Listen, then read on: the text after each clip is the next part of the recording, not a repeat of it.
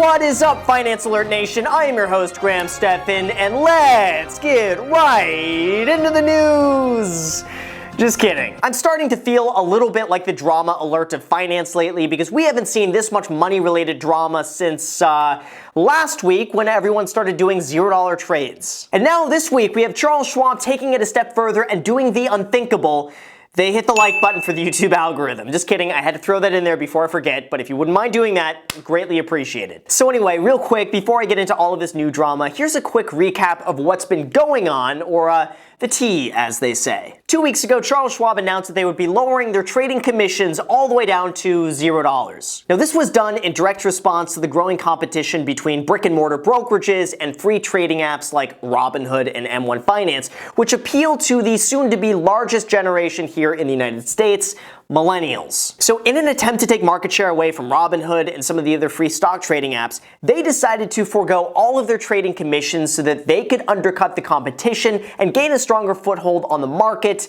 And it worked. I saw so many people announcing that they were going to be leaving Robinhood and that they were so tired of all of their lackluster customer service, and they were instead moving their money to the new king, Charles Schwab. Not only that, but shortly after Charles Schwab announced their $0 stock trades, it forced pretty much every other brokerage out there to follow the exact same thing and also offer $0 stock trades as well. But I gotta say, you know what, that news is so 2 weeks ago. Because last week, Robinhood strikes back and they announced that they're going to be releasing their new and improved cash management account, which is going to be offering people 2.05% interest on their money up to $1,250,000. Now that was a pretty big move against Charles Schwab, which, let's be real here, offers a pretty bad return on their high-interest savings account. Like, I find it funny that Charles Schwab calls it a high-interest savings account, yet it pays 0.23% in interest. That's almost like calling your Honda Accord a Ferrari Enzo, but you know what? Again, that's none of my business. Charles Schwab just has a very low-paying, high-interest savings account when you compare it with pretty much any other bank out there, but you know what? It is what it is. So I'm sure Robinhood knew this and they figured, well, this would give them a slight advantage for stock traders who wanted to keep some cash on the sidelines,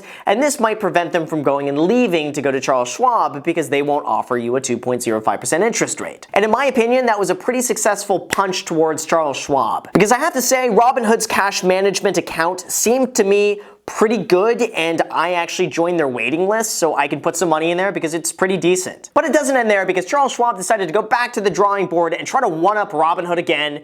And that brings us to what just happened today. So now Charles Schwab has announced that they will be allowing you to buy fractional shares. This means that instead of needing to spend $1,787 to buy one share of Amazon, you could buy 1/10 of one share of Amazon for $178.70. By doing this, the barrier to entry of investing just gets that much lower. And someone with only a few $100s could buy and diversify into some of their favorite stocks with just a fraction of the cost. And Charles Schwab doing this, in my opinion, is really not only a direct attack on Robinhood, which doesn't allow any fractional shares right now, but also our beloved M1 Finance, which no longer really has any competitive advantage anymore. This also competes against other companies which frequently promote fractional investing like Stash, Betterment, and Acorns. And Charles Schwab doing all of this could potentially undermine their bottom line depending on when and how it's implemented. And mark my words, Charles Schwab doing this is really just the beginning. And I nearly guarantee we're going to start to see other companies frantically responding over the next week, announcing all of these new features and services, and let me explain why. Now, my personal belief when it comes to this is that a lot of the old school brick and mortar brokerages have slowly seen their millennial money draining away into some of the popular stock trading apps that automate investing and make it very easy without any hefty fees. Think Robinhood, M1 Finance, and Acorns. Because let's be real, those apps make investing so simple and so easy. Like on Acorns, you could literally set it up to round up your spare change and invest that somewhere for you without you even having to think about it. That's really good for like 99% of the population that has no idea how to invest and they just don't want to take the time to go and learn. But they know investing is something that they should be doing, so they could take a few minutes out of their day, set it up on an app that's very easy, and just be done with it. And a company like Acorns just solves that problem and fills that marketplace perfectly. So I think that Charles Schwab is very much thinking long term in terms of their planned attacks. Because they know that millennials are going to be the next wave of of incoming capital, and they have to capture them early and capture them young. Just consider this. Right now, there are 618,000 millennial millionaires, and according to a report by Caldwell Banker, by 2030, millennials will hold 5 times as much wealth as they have today and are expected to inherit over $68 trillion from their predecessors in the Great Transfer of Wealth. Now, this great transfer of wealth is a term used when trillions of dollars gets passed on from the baby boomer generation onto the millennial generation to then carry on its legacy of buying overpriced coffee and avocado toast. No, but seriously though, this is actually a pretty big deal because over the next decade, millennials are going to have some serious spending power, and Charles Schwab knows this. I think they understand this, and they know that whoever can capture this millennial money market first is going to have all the profit, they're going to have all the longevity, and they're not willing to lose that to the likes of Robinhood or M1 Finance or Acorns. And to be seeing this just makes a lot of sense because let's be real here, a lot of these stock trading apps have absolutely nothing proprietary about them. There's absolutely nothing stopping a big company just from letting someone else, like one of the little guys, test the waters, see what works, see what people want, build up a fan base, and then they can copy it and crush them by just doing the same things but improving them and making them just a little bit better. Charles Schwab. See, this way they can capture all of the millennial audience with very little effort. Then they can get them using all of their services, and then the real money can start rolling in because this is what I think is going to be happening. Now, let me preface this all just by saying I would not be surprised if some of the higher ups from these companies are watching my videos and potentially getting ideas from them. I'm not going to name any names here, but I will say that 2 of the companies that I have made videos on previously have personally and privately responded to me saying that they're going to be improving some of the features and implementing them that I have mentioned in my videos. So if that's the case, I'm saying all of this to help improve the investing features of everything and everyone out there. So whoever's watching this, feel free to implement any of these concepts or ideas at your own free will. These are just some ideas I have, but I also wouldn't be opposed to privately consulting for any of these companies as well, because I do have some other tricks up my sleeve here. So if that's something any of these big companies are interested in, just send me an email or slide in the DM. Anyway though, here's where I think this is most likely going to go. First, I wouldn't be surprised if bigger brokerages like Charles Schwab just begin copying some of the smaller features of other apps as well. They know they want some of our millennial money, and one of the easiest ways to get that would be to implement the roundup feature that Acorns has. Implementing this would be incredibly easy. They can get even more passive investment on their platform, and they could essentially just improve everything about their brokerage with one swift move. And if they did this without charging any management fees at all, no hidden fine print, they could potentially destroy the competition. And this would be something I would personally use if it was really easy to set up, or if they found a way to implement that within a Roth IRA for people to invest in a retirement account using a roundup feature. That is something I think billion-dollar idea right there. There you go, guys. Secondly, apps like Robinhood really need to think about starting their own credit card. I think it's about time. Maybe instead of offering 2% cash back, you offer 1.5% to 2% back in terms of free stocks that are invested on your behalf, even if you have to hold them for 30 days before selling, just something like that that gets people automatically investing using a credit card. I think that would be great. Or maybe you just offer a 0% interest credit card for the first 12 to 18 months, and that helps you unlock some higher tiers within the investing platform. From the way I see it, a credit card would really help solidify people within the ecosystem of your own business and make it a lot harder for them to then leave.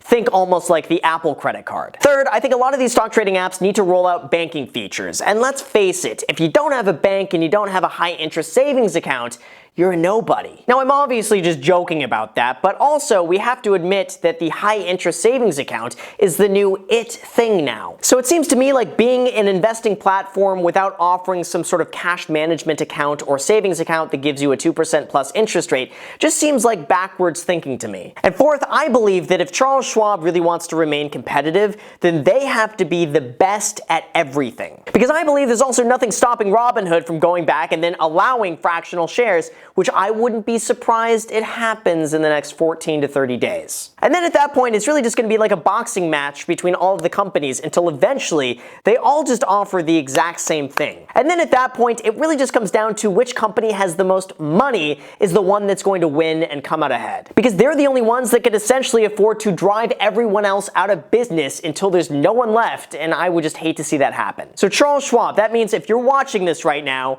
you need to offer a better interest rate on your high interest savings account because paying 0.23% is just too low. You also need to eventually allow cryptocurrency trading like Robinhood does, and you also have to implement at some point a roundup feature that's linked to a debit or credit card. And you're also going to need to automate investing a little bit easier like other apps out there and just make it a little bit more simpler for people. And for all of the other brick and mortar brokerages out there, I have a feeling that over the coming few weeks, they too are going to be announcing out of nowhere that they're going to be doing fractional shares too.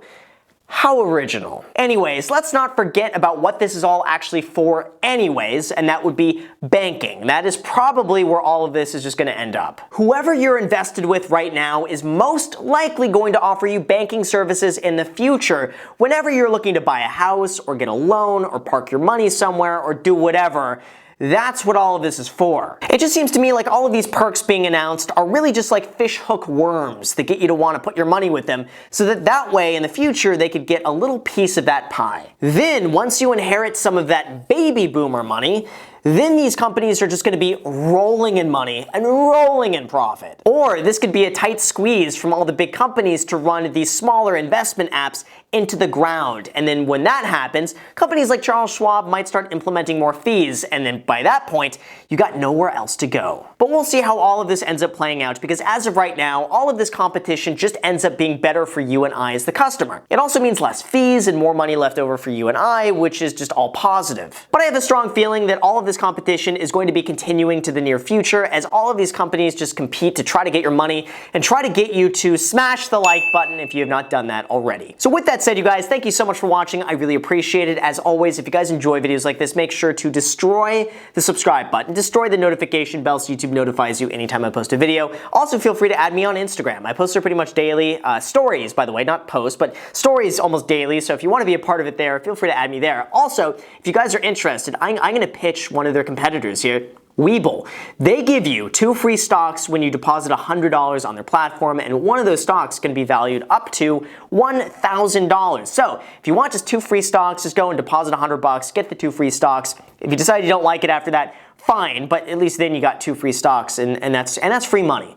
I always love free money, so if you guys want some free money, that's the way to do it. Oh, almost forgot, add me on my second channel. It is called The Graham Stephan Show. I post there every single day that I'm not posting here. So that means if you want to see a brand new video from me every single day now, just go and add me on that second channel. And again, thank you so much for watching, and until next time.